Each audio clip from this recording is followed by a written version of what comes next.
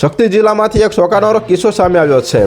અહીં 11મા ધોરણની એક વિદ્યાર્થીનીએ કથિત રીતે અંધવિશ્વાસના કારણે પોતાની જીભ કાપી નાખી છે।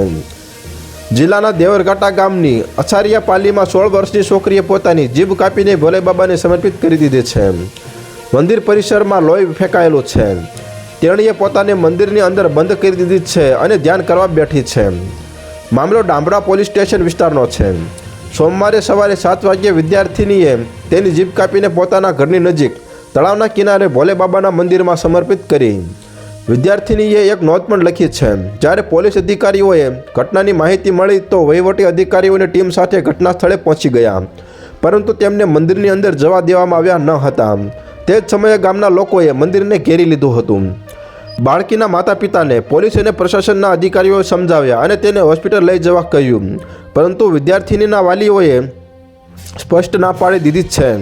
પોલીસ અને પ્રશાસનના અધિકારીઓ 108 એમ્બ્યુલન્સ અને ડૉક્ટરની ટીમ સાથે ઘટના સ્થળે હાજર છે।